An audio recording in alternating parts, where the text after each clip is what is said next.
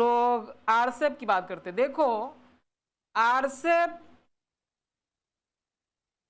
अभी श्रीलंका बांग्लादेश ज्वाइन करने के बारे में सोच रहा है, तो न्यूज में आ गया, थोड़ा सा पूछ सकता है आरसेप, हालांकि उतना इंपॉर्टेंट नहीं है इस बार के लिए, बट फिर भी आरसेप को देख रहे हैं।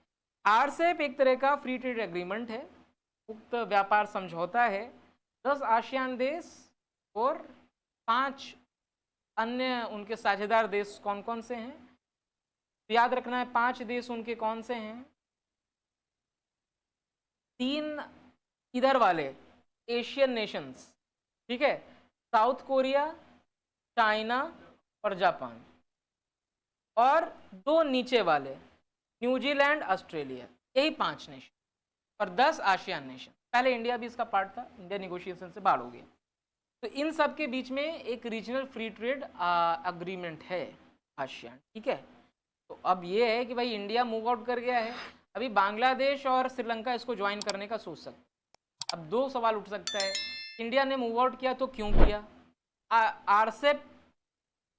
आरसेप का महत्व क्या है आज के परिदृश्य में देखें तो, और इस मूव का अगर श्रीलंका और बांग्लादेश ज्वाइन कर लेता है तो उसका क्या इम्पैक्ट पड़ेगा, और आरसेप से बाहर निकलना भारत के लिए क्या सही कदम था या गलत कदम था, और ट्रेड के रिगार्ड में भारत को और क्या कदम उठाने चाहिए।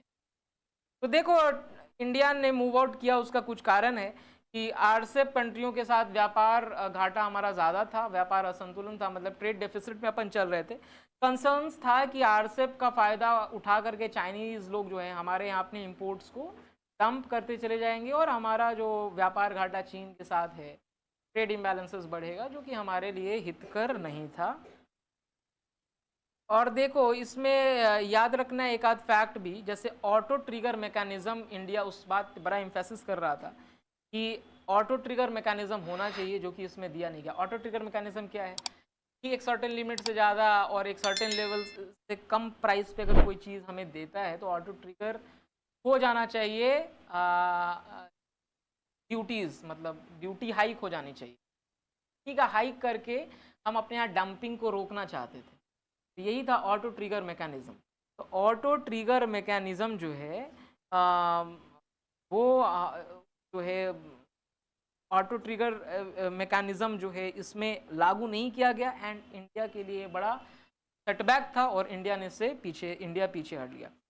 और इंडिया को अपने डोमेस्टिक सेक्टर्स की भी चिंता थी। फॉर एग्जांपल आरसेप में आने के वजह से क्या होता कि इंडिया का फ्री ट्रेड एग्रीमेंट हो जाता ऑस्ट्रेलिया और न्यूजीलैंड के साथ, and these 2 country and particularly New Zealand is a very big producer of dairy industry. तो डेयरी सेक्टर में हमसे सस्ता माल हमें बेचता तो हमारा डेयरी इंडस्ट्री जो है वो चौपट हो सकता था, और डेयरी इंडस्ट्री इंडिया के रूरल लाइवलीहुड का बैकबोन है, और इंडिया का रूरल सेक्टर का अगर डेवलपमेंट करना है तो एग्रीकल्चर से आप नहीं बहुत ज़्यादा कर सकते हो क्योंकि उसका सैचुरेशन लिमिट है, लेकिन डेयरी सेक्टर और डेयरी सेक्टर बेस्ड जो वैल्यू बेस्ड एडिशन जो है उसका ग्रोथ ज़्यादा है। और इंडिया में जैसे जैसे यूथ बढ़ रहा है और इनकम ग्रुप हाई हो रहा है लोगों का, तो क्या होगा कि प्रोटीन का डिमांड बढ़ेगा, तो डेयरी बेस्ड प्रोडक्ट का डिमांड ज़्यादा होगा हमारे यहाँ। तो अब ऐसे में डेयरी इंडस्ट्री को बढ़ाना बचाना हमारे लिए ज़रूरी है। एंड उसके बाद स्ट्रैटेजिक ऑटोनॉमी की भी बात हो जाती है कि भाई कई बार इसमें कई सारी चीज़ थे ऐसे प्रोविजंस जिसमें हम ट्रेड रिलेटेड मैटर्स पे निर्णय अकेले लेने की स्वायत्ता खो देते, इस वजह से भारत अलग रहा, एंड फिर फाइनली आत्मनिर्भरता के प्रिंसिपल आगे ले। चैलेंजेस क्या है कि भारत जो है फ्लेक्सिबिलिटी लूज़ कर देगा बहुत ज़्यादा इसके वजह से, ऐसा ये है। और दूसरा है कि भाई ट्रेड डिफिसिट ऐसा करने के बावजूद चाइना के साथ हमारे घटेंगे नहीं, बल्कि आसियान देशों के साथ हमारे रिश्ते कमज़ोर ज़रूर पड़ जाएंगे, ऐसा लोग मानते हैं। चीप इंपोर्ट जो है उसका मौका हमने खो दिया, क्योंकि कई चीज़ें अगर सस्ती हम ला सकते हैं तो हम पैसे बचा ही लेते ना, तो ये एक बात था। और इकोनॉमिक सेल्फ फार्म इसको लोग बोल रहे हैं कि भाई हमने अपने पैर पे कुल्हाड़ी मार ली, क्योंकि हमको हमारे लिए अपॉर्चुनिटीज़ भी बढ़ता, बाजार हमारे खुलते तो उनके भी बाजार हमारे लिए खुलते, है ना। तो हमारे लिए अपॉर्चुनिटी बढ़ता, तो वो नहीं हो पाया, और रिलेशन विद आसियान तो डैमेज करेगा ही करेगा इसके वजह। और फिर क्या है कि आसियान कंट्रीज के ऊपर में चाइनीज इन्फ्लुएंस बढ़ने का ये एक अच्छा अपॉर्चुनिटी था, इंडिया होता तो काउंटर करने में हेल्पफुल होता। अपना अपना परसेप्शन है चीज़ों को देखने का, तो ये दोनों बात हम बता देंगे। अगर बांग्लादेश श्रीलंका चला जाता है तो क्या होगा, हमारे एरिया में भी चाइना का इन्फ्लुएंस बढ़ जाएगा, हमारे जो ट्रेड रिलेशंस हैं वो हमारे फेवर में नहीं होंगे। हो सकता है बांग्लादेश और श्रीलंका को बहुत सारी चीज़ें जो इंडिया से वो आज ले रहे हैं। अब देखो दोनों बात बताएंगे, पहले नेगेटिव बता लेते हैं।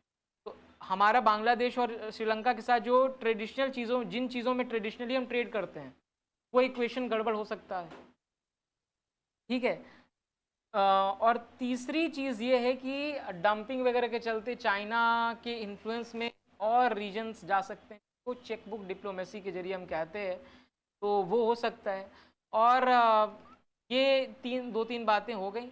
और अब हम लोग ये बता सकते हैं कि ऐसे में इंडिया और बांग्लादेश कुछ मामलों में आसियान नेशंस को एक ही तरह के गुड्स भेजता है, उस वैसे में बांग्लादेशी चीज़ सस्ती हो जाएगी, तो हमारे लिए मार्केट नैरो हो जाएगा आसियान नेशंस में। जैसे टेक्सटाइल, कपड़ा हम भी बनाते हैं, कपड़ा बांग्लादेश भी बनाता है, तो अगर मान लो हमारे ऊपर 15% ड्यूटी है और उसके ऊपर 1% ड्यूटी है, तो चीज़ें वहाँ की सस्ती हो जाएंगी, तो हमारा कपड़ा नहीं खरीदा जाएगा ना आसियान नेशंस में, तो हमारे लिए तो दिक्कत हो जाएगा।